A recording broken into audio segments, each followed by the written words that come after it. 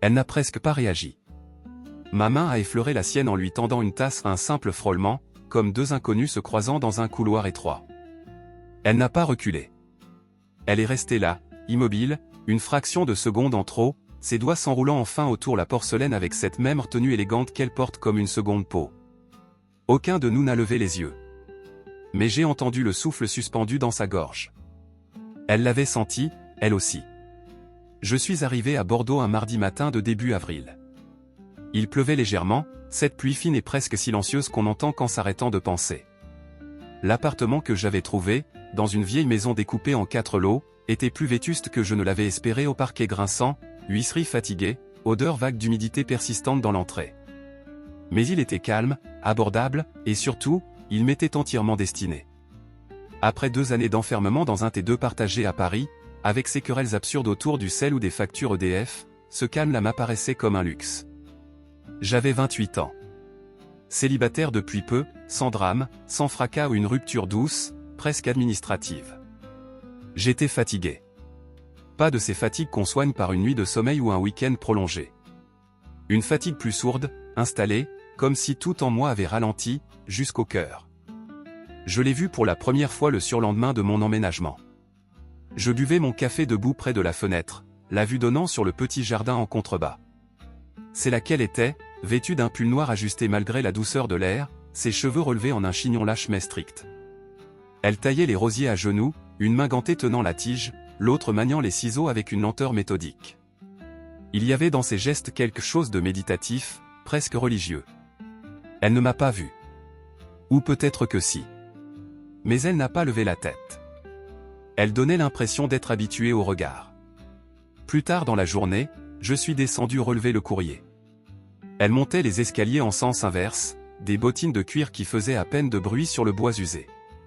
De près, elle m'a semblé plus âgée que je ne l'avais d'abord pensé. 42, peut-être 45. Mais ce n'était pas une ride ou une lassitude, c'était une densité. Une maturité qui ne s'excusait de rien. « Bonjour », ai-je dit, un peu maladroitement. « Je viens d'emménager à l'étage, au 2B. » Elle a incliné légèrement la tête. « Je sais. J'ai entendu vos pas. » J'ai souri, incertain. J'espère ne pas avoir fait trop de bruit. Ses yeux, d'un gris tempéré, se sont posés sur moi. Non. Puis elle a tourné la clé dans la porte juste en face du jardin, et elle est entrée sans ajouter un mot.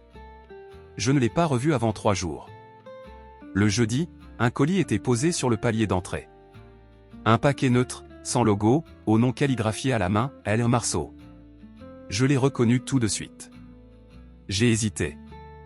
J'aurais pu le laisser là, prétendre ne pas l'avoir vu. Mais quelque chose en elle, sa façon de retenir ses mots, ou d'habiter le silence, me donnait envie d'oser ce petit pas. Quand elle a ouvert, elle portait un pull gris et était pieds nus.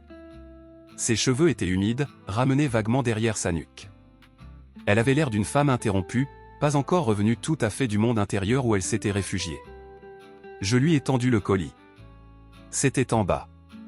Je me suis permis. Elle l'a pris, s'est arrêtée un instant. « Vous êtes le nouveau locataire. » J'ai hoché la tête.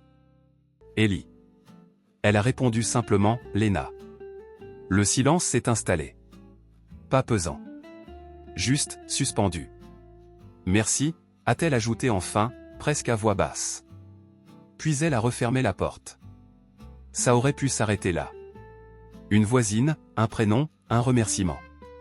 Mais le silence qu'elle avait laissé derrière elle avait plus de poids que les paroles échangées cette semaine-là.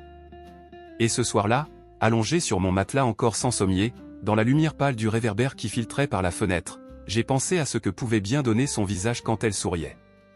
2 semaines ont passé. Pas parce que je l'évitais. Au contraire. Je crois que j'espérais la croiser. Sans vraiment l'admettre. J'ajustais mes sorties à l'heure du courrier, je traînais parfois près de la fenêtre donnant sur le jardin, un livre ouvert sans jamais vraiment tourner la page. Mais Léna avait cette façon particulière de glisser hors du monde visible. Je découvrais les rosiers taillés, les mauvaises herbes arrachées, la terre remuée mais jamais je ne la surprenais à l'œuvre. Comme si elle attendait que les volets se ferment pour exister vraiment. Une femme du matin, ou des interstices. C'est un samedi que cela a changé. Je descendais, sac vide à l'épaule, pour faire quelques courses au marché des Capucins. En tournant l'angle du perron, je l'ai presque percutée. Elle était accroupie à l'ombre du nez, ses gants tachés de terre, tirant patiemment sur une racine récalcitrante. Ses cheveux s'échappaient d'un chignon relâché, et la lumière grise du ciel donnait à sa peau une douceur inattendue. Elle n'a pas sursauté. Elle a levé les yeux, calmement. « Pardon » ai-je soufflé. « Je ne vous avais pas vu. » Elle s'est redressée d'un seul geste, fluide. « Vous êtes toujours debout tôt. » Je n'ai pas su quoi répondre tout de suite. C'était vrai.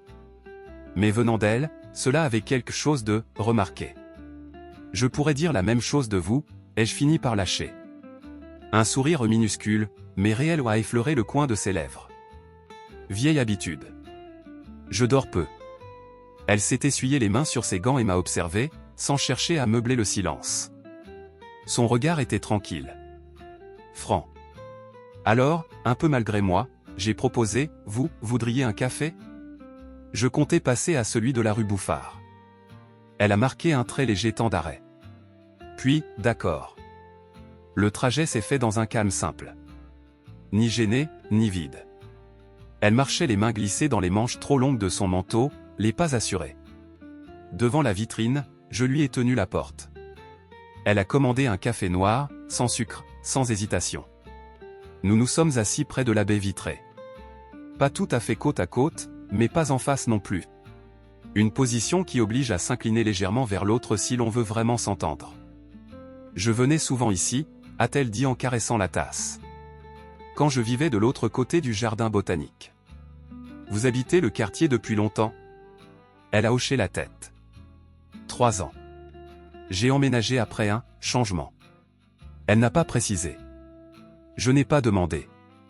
Ce qu'elle taisait résonnait plus fort que bien des aveux. J'aime ce quartier, ai-je dit. Il est calme. Elle a esquissé un sourire. Vous avez l'air de quelqu'un qui ne craint pas le silence. Il n'y avait ni moquerie ni provocation dans sa voix. Juste une intuition. J'aurais voulu lui demander qui elle était avant. Ce qu'elle faisait. Pourquoi elle ne dormait pas. Mais tout me paraissait prématuré. Alors je n'ai dit que ce que je pouvais dire sans trahir la pudeur de l'instant. Je suis content que vous ayez accepté. Elle m'a regardé, vraiment cette fois. Moi aussi. Le retour a été plus lent. Non pas par malaise, mais comme si aucun de nous ne voulait précipiter la fin. Elle m'a interrogé sur mon métier, j'écris, un peu, parfois et, à ma surprise, elle se souvenait que j'avais mentionné un manuscrit. Je n'avais dit cela qu'en passant, lors d'une conversation banale avec la propriétaire. Qu'elle s'en souvienne m'a troublé. Avant que l'on atteigne le perron, elle s'est arrêtée, a penché légèrement la tête. Je fais une soupe demain. Si vous êtes chez vous, vous pouvez passer. J'ai senti mon cœur battre un peu plus vite. J'aimerais bien. Parfait. Elle n'a pas souri. Mais sa voix s'est faite plus douce. Vers 15 heures. Puis elle est entrée. J'ai attendu quelques secondes avant de monter. Le goût du café restait sur mes lèvres, mais ce n'était pas ça que je sentais le plus. C'était l'attente. Silencieuse. Précieuse. Le lendemain, j'étais prêt à 14h30. J'avais changé de chemise 2 fois, vérifié l'heure une dizaine, hésité à apporter quelque chose avant de me rappeler que rien n'avait été demandé. À 15h précises, j'ai frappé doucement à sa porte. Elle m'a ouvert sans surprise, comme si elle m'attendait depuis longtemps. Elle portait un pull bleu marine un peu large et un jean usé, les pieds nus sur le parquet. Ses cheveux étaient tirés en arrière avec une nonchalance étudiée, quelques mèches libres frôlant ses tempes. Une odeur familière flottait dans l'air, ail, thym, et quelque chose de plus doux, presque sucré. « Vous êtes ponctuel » a-t-elle dit avec une pointe de malice tranquille. « Vous êtes pieds nus » ai-je répondu avant de pouvoir m'en empêcher. Elle a relevé un sourcil, amusée. Meilleure adhérence pour cuisiner. Elle s'est effacée pour me laisser entrer. Son appartement avait la même disposition que le mien, mais il semblait appartenir à un autre monde. Des livres s'empilaient dans les coins, des cadres en bois accrochés sans ordre précis parsemaient les murs. Sur une petite enfilade, des disques vinyles, un vieux tourne-disque, une bougie à moitié fondue. Elle m'a tendu un bol, sans poser de questions. Nous nous sommes installés à la petite table près de la fenêtre, 2 serviettes en lin déjà pliées, un verre de vin servi. Je n'ai pas su s'il fallait commenter. Alors je me suis tu. La soupe était chaude, parfumée, réconfortante d'une manière presque déconcertante. C'est délicieux, ai-je dit, plus pour briser le silence que par politesse. Elle a haussé légèrement les épaules. C'est la recette de ma mère. Elle la faisait quand tout devenait flou. Elle n'a pas précisé ce « tout ». Mais son ton rendait toute question superflue. J'ai seulement hoché la tête. Après le repas, elle a allumé une bougie, puis posé un disque Nina Simone.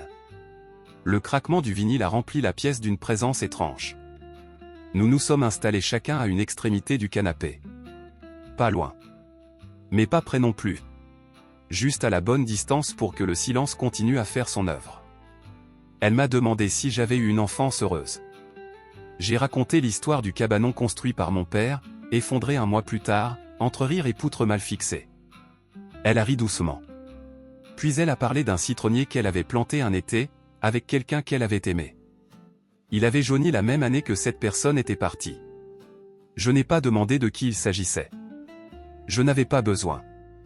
Léna racontait comme on entrouvre une porte, prudemment, sans jamais la claquer, mais sans s'y attarder non plus. Chaque mot semblait passer au crible, choisi pour ne pas rompre un fragile équilibre. Comme si le souvenir était un objet trop ancien pour qu'on ose le déplacer. À un moment, alors qu'elle tendait la main vers son verre, ses doigts ont effleuré les miens. Juste une caresse. Rien de plus. Mais elle n'a pas reculé. Et moi non plus. Lorsque le disque s'est arrêté, elle a rassemblé les verres, puis s'est tournée vers moi. Vous pouvez rester encore un peu, si vous voulez. Je ne suis pas pressé. Alors je suis resté. Nous n'avons presque plus parlé. Nous avons juste écouté les bruits de l'immeuble, les craquements du bois, un verre qu'on rangeait quelque part à l'étage. Ce silence partagé n'était ni pesant ni vide. Il était dense. Offert. Comme un espace protégé. Vers minuit, je me suis levé. Elle m'a raccompagné jusqu'à la porte. Je me suis arrêté, la main sur le chambranle, incapable de dire ce que je voulais vraiment dire que depuis cette soupe, cette musique, cette main frôlée, quelque chose en moi s'était déplacé. Que son calme me faisait moins peur que mes propres solitudes. Mais je n'ai dit que « merci » pour ce soir. Elle a hoché la tête, ses yeux accrochés aux miens. Revenez quand vous voulez. Vous le voulez? Je ne le dirai pas sinon. Elle a refermé la porte, lentement. Et cette nuit-là, étendue dans mon lit, les odeurs d'ail et de vin encore accrochées à mes vêtements, je n'ai pas cherché à m'endormir. J'ai simplement laissé le silence me traverser, sans le fuir. Je ne l'ai pas vue pendant une semaine entière. Ni dans le jardin. Ni sur le palier. Pas même un mouvement derrière les rideaux tirés de sa fenêtre. Rien. Comme si elle s'était évaporée. Mais moi, j'étais resté. Plus présent à moi-même qu'avant. Plus attentif, surtout. Je tendais l'oreille, sans le vouloir, au moindre pas dans le couloir. Je regardais sa fenêtre la nuit, espérant un rail de lumière. Le silence ne m'était plus indifférent. Il avait pris son visage. Et puis, un mercredi matin, elle est réapparue. Je descendais les poubelles en chaussons, les yeux à peine ouverts, et elle était déjà là, devant les bacs. Elle s'est retournée quand je me suis approché. Pas de sourire. Mais pas de froid non plus. Juste elle. Entière. Discrète. Bonjour, ai-je dit, un peu trop vite. Bonjour. Il y a eu un de ces silences flottants, si courts qu'ils en deviennent décisifs. J'ai tenté un sourire. J'ai cru que j'avais rêvé dimanche dernier. Elle m'a observé. Puis, vous n'avez pas rêvé. C'était censé être rassurant. Mais ce ne l'était pas tout à fait. Il y avait, dans sa retenue, une manière de se préserver.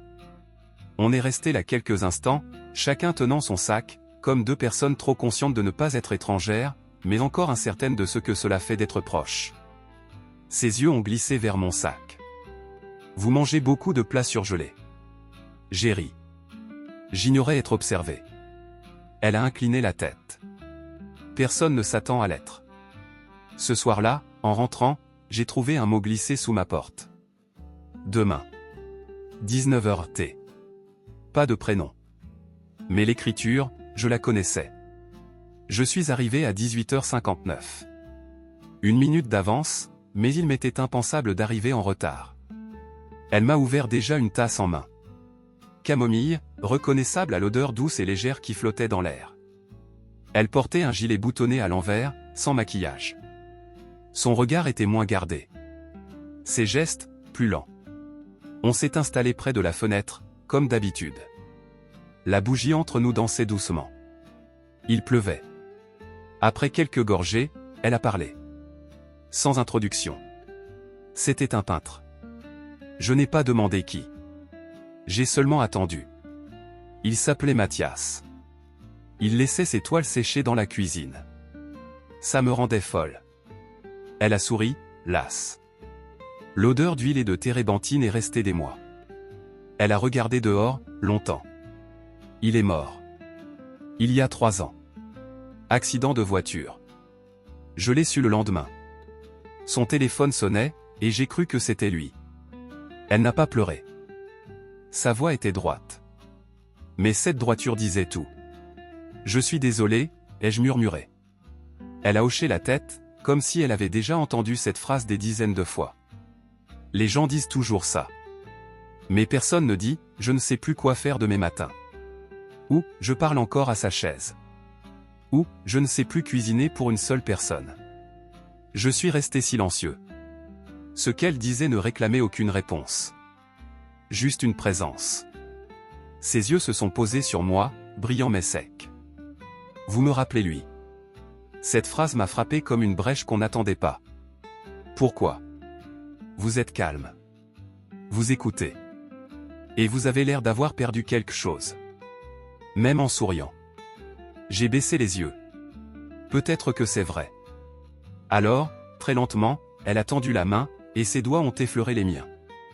Une caresse à peine là. Mais elle n'a pas reculé. Je ne veux pas que vous pensiez que je vous mène quelque part. Je ne sais même pas où je suis, la moitié du temps. Je ne vous demande pas d'être ailleurs, ai-je répondu. Juste ici. Ce soir. Sa main est restée sur la mienne. Légère. Présente. C'était la première fois que je la sentais vraiment fragile. Pas brisée. Fragile comme quelque chose de précieux. On n'a plus parlé. Le silence, entre nous, battait doucement, au rythme de la pluie. Quand je suis parti, elle n'a pas dit au revoir. Elle a seulement dit, la prochaine fois, apportez quelque chose à lire. Le lendemain, j'ai longuement hésité devant ma bibliothèque. J'ai fini par prendre un livre que je n'avais pas rouvert depuis des années, Lettre à un jeune poète, de Rilke. Ce genre de texte qu'on lit dans le silence, qu'on n'offre pas à la légère. Je ne savais pas si Léna aimerait. Mais je sentais qu'elle comprendrait. Quand elle m'a ouvert, elle n'a rien dit. Elle s'est simplement écartée, m'a laissé entrer. Elle portait le même gilet que la dernière fois, les manches relevées cette fois. Un détail infime. Mais il y avait dans ce petit geste quelque chose de différent. Comme une place faite à l'instant. Elle a désigné le canapé. Le thé est en train d'infuser. Vous pouvez lire pendant ce temps. Alors j'ai lu. À voix basse, sans théâtralité. Juste les mots, déposés dans l'espace entre nous. Soyez patient envers tout ce qui n'est pas encore résolu dans votre cœur. Quand j'ai levé les yeux, elle avait les paupières closes. Non pas endormie. Juste, présente autrement. Je lui lisais ça aussi, a-t-elle murmuré, toujours les yeux fermés. Il détestait. Il disait que c'était trop fragile. J'ai souri. C'est pour ça que j'aime ça. Elle a ouvert les yeux, lentement. Et m'a regardé. Pas un regard curieux. Un regard profond, qui vous oblige à ne plus tricher. À ne plus prétendre que tout cela ne vous touche pas. Elle s'est levée sans rien dire, a rapporté 2 tasses. Nous avons bu côte à côte. Nos genoux presque joints, sans se frôler. Mais la tension avait changé. Elle n'était plus dans l'attente. Elle était là, vivante, dense. Dites-moi quelque chose que vous n'avez jamais dit à personne, a-t-elle lancé soudainement. J'ai relevé la tête. Maintenant? Elle a hoché la tête. J'ai baissé les yeux vers ma tasse, puis, après un moment. Parfois, j'ai peur d'être devenu trop doué pour être seul. Comme si j'avais oublié comment avoir besoin de quelqu'un. Elle n'a rien dit tout de suite. Puis, Ce n'est pas le pire. Non. Ça veut dire que vous ne demanderez pas plus que ce que je peux donner. Je l'ai regardé, les mots suspendus. Et, qu'est-ce que vous pouvez donner? Elle a tourné lentement la tête vers moi. Le halo de la bougie sculptait des ombres douces sur son visage. Des instants, a-t-elle soufflé. Des morceaux. Pas de promesses. J'ai inspiré, lentement. Je ne veux pas de promesses. Son regard n'a pas scié. Ne tombez pas amoureux de moi. Je n'ai pas répondu. Parce que c'était déjà fait. Nous avons passé la fin de la soirée à échanger des phrases de livres, des souvenirs flous, des silences. À un moment, son pied a effleuré le mien sous la table. Aucun de nous n'a bougé. Je lui ai parlé de mon père. Du jour où il est parti. Du silence qu'il a laissé. Du bruit que j'ai cherché pendant des années pour le couvrir. Jusqu'à comprendre que ce silence, c'était la seule chose vraie qu'il restait. Elle a écouté. Comme on recueille quelque chose qu'on n'a pas le droit de perdre. Avec soin. Quand l'horloge a frôlé minuit, je me suis levé. Elle m'a accompagné jusqu'à la porte. Mais cette fois, elle ne l'a pas ouverte tout de suite. Elle est restée là. À me regarder. Comme si elle cherchait une forme au mot qu'elle ne trouvait pas. Alors, lentement, j'ai tendu la main. J'ai effleuré son poignet. Rien de plus. Bonne nuit, ai-je murmuré. Elle a répondu, presque inaudible, bonne nuit, Ellie. Et, pour la première fois, la porte ne s'est pas fermée tout de suite. Elle l'a laissée entr'ouverte. Le matin suivant, le ciel s'était abaissé sur Bordeaux comme une couverture humide. Les toits luisaient de bruine, et même les oiseaux semblaient hésiter à chanter. J'ai longé la façade, les mains enfoncées dans les poches, et jeté un coup d'œil vers la fenêtre de Léna. Les rideaux étaient tirés. Aucune lumière. Je ne l'ai pas vue ce jour-là. Ni celui d'après. C'était une absence légère, mais persistante. Comme un parfum oublié qui revient en mémoire au détour d'un couloir. Je ne savais pas si elle s'était éloignée volontairement aussi, fidèle à elle-même, elle s'était simplement repliée. Mais j'avais changé. Je ne traversais plus mes journées comme on traverse un couloir vide. J'écoutais les silences. Je les reconnaissais. Je guettais ses pas. Et puis, le troisième soir, elle a frappé. Il était un peu plus de 22 heures. J'ai ouvert, le souffle court. Elle se tenait là, manteau en laine sur les épaules, le visage lavé, sans fard. Juste elle. Authentique. Fatiguée. Vrai. Je peux entrer? J'ai hoché la tête. Elle est entrée lentement, comme si elle redécouvrait l'espace. Mais elle n'a rien regardé. Elle s'est tournée vers moi. Je vais partir. Elle ne m'a pas laissé le temps de répondre. Ma sœur vit à Chambéry. Elle a besoin de moi. Et moi, j'ai besoin de ne plus être ici. Chaque mot était prononcé avec soin. Comme si elle les avait répétés 100 fois avant de les dire. Je suis resté immobile. Le sol a semblé se dérober légèrement sous mes pieds. C'est une bonne raison, ai-je fini par dire. Elle a baissé la tête. Ce n'est pas seulement pour elle. J'ai peur. De ce que je ressens ici. Je me suis avancé d'un pas. Et qu'est-ce que vous ressentez? Ses yeux ont glissé vers les miens. Elle ne s'est pas cachée. Je m'attache. Le silence a pris toute la place. Je ne cherche pas à vous retenir, ai-je soufflé. Je sais. Mais je vous aime bien, Léna. Peut-être plus que je ne devrais. Je ne vous demande rien. Je voulais juste que vous le sachiez. Elle a avancé. 3 pas seulement. Et elle m'a touché la joue. Sa paume, tiède. Son pouce a glissé doucement sous mon œil. Comme si elle voulait retenir quelque chose de moi. Une image. Une sensation. Moi aussi je ressens quelque chose. Et c'est bien le problème. Alors, lentement, elle s'est penchée. Son baiser n'était pas long. Ni brûlant. C'était un baiser contenu, précis.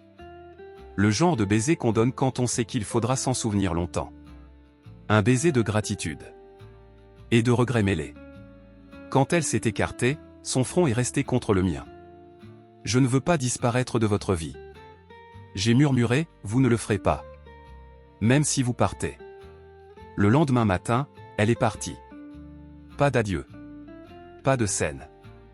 Juste une carte glissée dans la tranche du livre de Rilke. Je t'écrirai. N'attends pas de rythme. Juste des moments. Comme promis. Et elle a écrit. Des lettres d'abord. Des cartes. Quelques photos, sobres. Toujours manuscrites. Toujours espacées. Pleines de vide. Mais pleines. Je ne lui ai jamais demandé de revenir. Elle ne m'a jamais dit qu'elle le ferait. Mais chaque fois que je préparais du thé, j'utilisais sa tasse. Chaque fois que la lumière tombait comme ce soir-là sur le mur du salon, je revoyais son visage en demi-teinte. Certaines personnes entrent dans votre vie comme une virgule. Un silence. Un souffle. Léna était une parenthèse que je n'ai jamais voulu refermer. Et pourtant, même absente, elle continuait à remplir le silence.